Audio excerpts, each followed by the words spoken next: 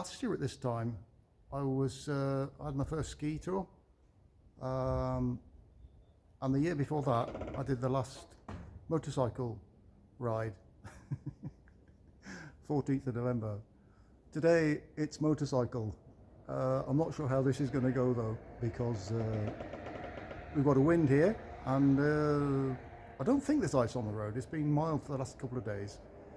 But there's a wind chill factor, so I have to be very careful. Anyway, I'm just going to go out exploring and see if there's any ice around. But I thought it would be interesting for people who plan coming to Norway to ride. The conditions can be like this in October, for example, and some people think about coming here in the end of September, October, when the conditions are like this. So it might give you some idea of what to expect, and perhaps to think twice before coming at that time of year. Anyway, let's see what we can do with this day. I'm getting withdrawal symptoms. I haven't been out for 10 days, so I just need to get on the bike. I mean, it'll soon be skiing season, and I've been doing some great hikes in the mountains and stuff, so that helps.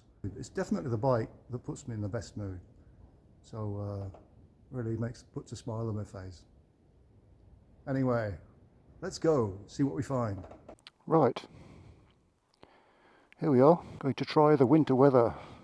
About 10 days ago, there was snow here and ice. Everything was white. And then we had a mild patch come through.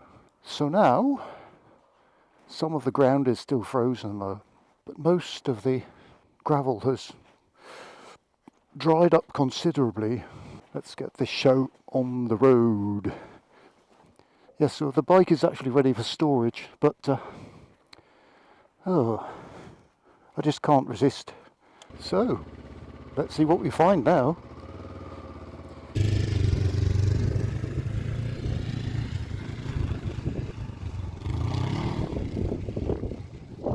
Some car driver looking at me very funny. In the valley that way, they're having showers. I'm not sure. It's probably drizzly rain, but there may be some snow, so it might get some slush there. So we'll go this way, into the sun.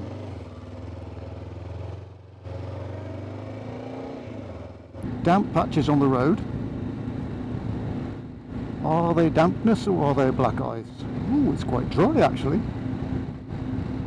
Here, where there is in the shadow, that's the places to look. That's where the ice might remain. It thaws during the day and then freezes at night. Right, the next bends coming up, they're the ones that normally have a lot of moisture on them. They don't really dry up. Oh, they have dried up quite well. That's good. Happy, happy, happy. Oh, this is really great.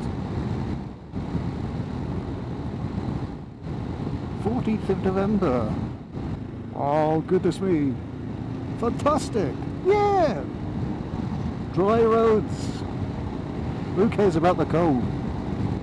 So I have to keep my wits about me and not get too complacent here.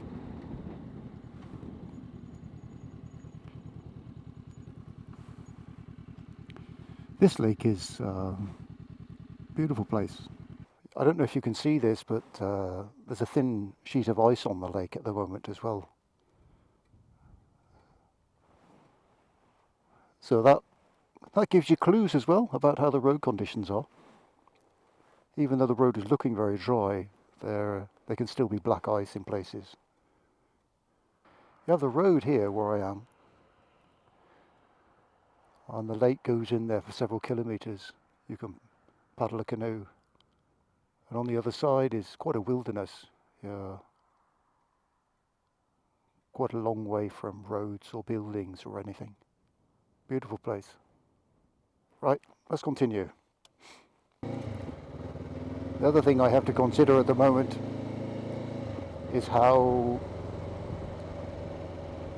much ice there is here. You see these dark patches? They look okay actually. This bend, no ice. dry roads. Ice, skogshorn.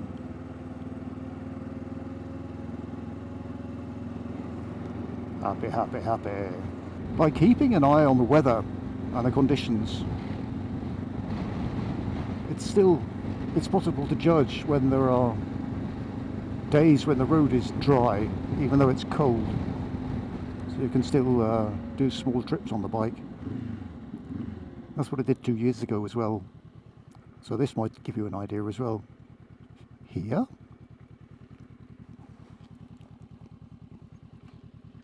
Frozen puddles. So that also tells me that the damp patches on the road are probably icy. There we have skogshorn.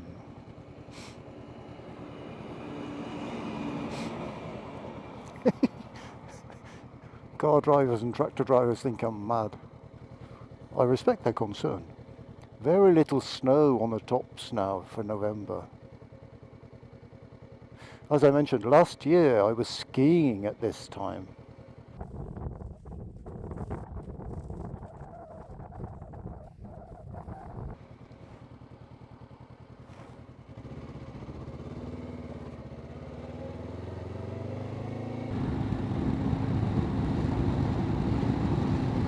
Oh, look at that. Beautiful. For some reason, looking at these mountainous views or the landscape always seems extra, what would you say, extra majestic for a motorbike. According to my thermometer, the air temperature around where I'm sitting is 3.4 degrees, 3.3 degrees. This road, by the way, is the Tet. We are on the Trans-Euro Trail Norway. There's a road off to my Shieling. I'll just have a look at the gravel road and see what condition that's in. There's some ice. It looks pretty dry, which is cool. So I'm not sliding around. I actually didn't intend to do gravel road because I had the bike washed and set up for storage, but oh, it doesn't matter. I'll wash it again. Important to have something to do with a bike. You know, keeps me off the streets. So this road is now frozen. It's the last few weeks it's been freezing at night and thawing during the day. When it freezes, the gravel expands. Well, ice expands, the gravel expands. When it thaws again, that means the gravel is no longer compacted. It's loosened up, and it's also wet, which means that when you have cars or vehicles driving on it, they'll make ruts in the gravel. You can see a lot of ruts here.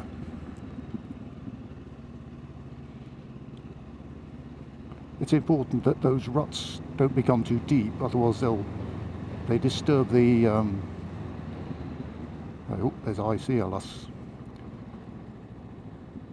If the ruts become too deep, they'll disturb the foundations of the road, and then you have quite an expensive job to repair them.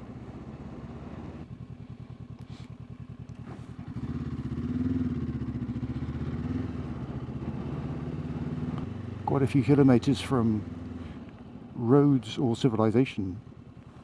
So this is a bit of a wilderness here in these forests. This is the time of year of the elk hunt, and often I see elk wandering through here, crossing the road. It's a bit of a haven from the hunters because it's on the border between two counties. Sorry, two municipalities. This is amazing. I didn't think I would, on the 14th of November, drive up to my Shieling on the bike. this is what we've been working with last few days. In this forest there's a lot of windfall, so we're clearing up the windfall.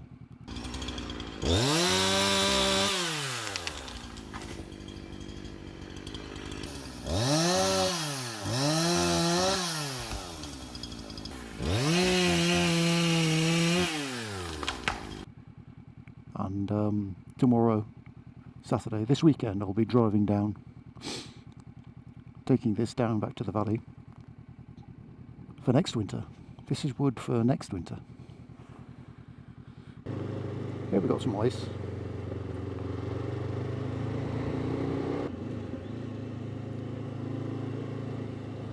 Not very often this happens. Woohoo, gravel.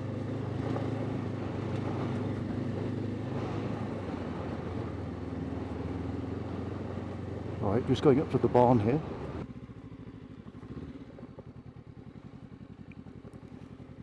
Whee! There we go. Shealing. So, there's the quad and the trailer that we use for taking out the timber. It's actually quicker than with a tractor, we found out, and good fun.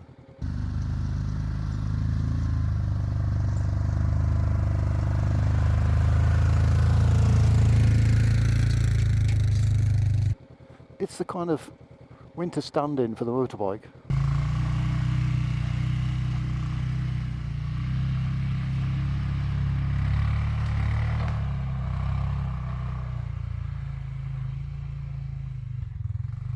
It's not as much fun as a motorbike, but it is fun, definitely. You actually use it for work as well, so use it with a good conscience. Right, press on. There it is, firewood for next winter. These windfall trees you see here, those are the ones we're taking out.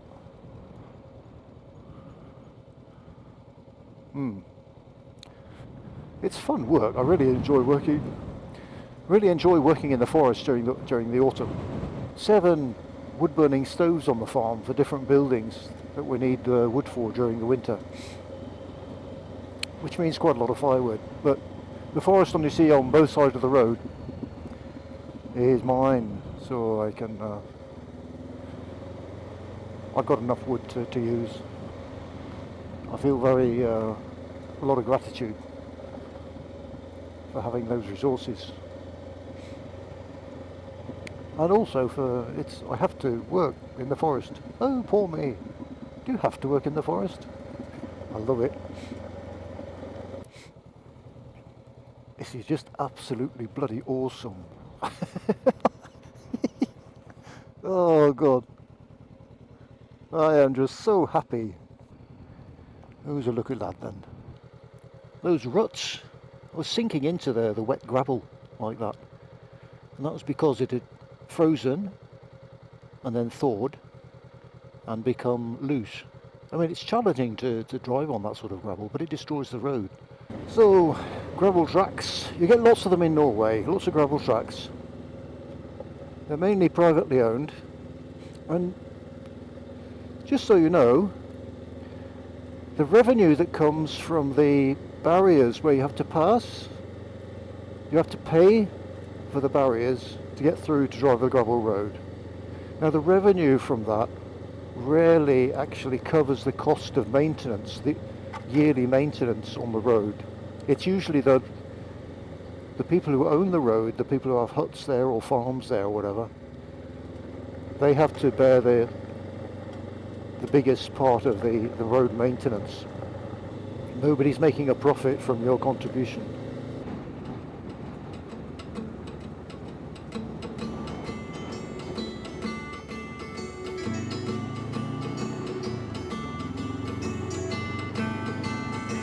Yeah.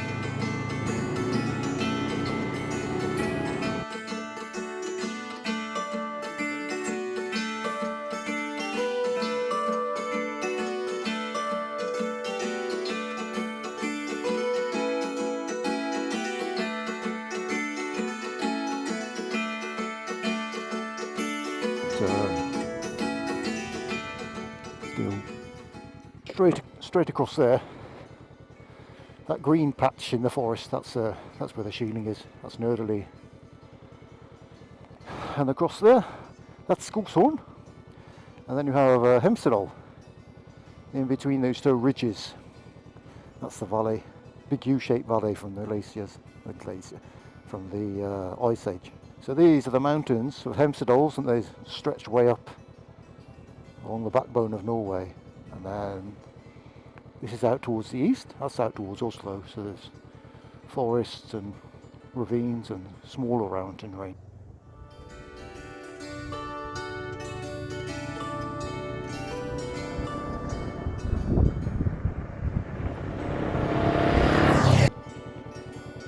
It's the road that goes under Skogshorn. It's a fine, lovely gravel track.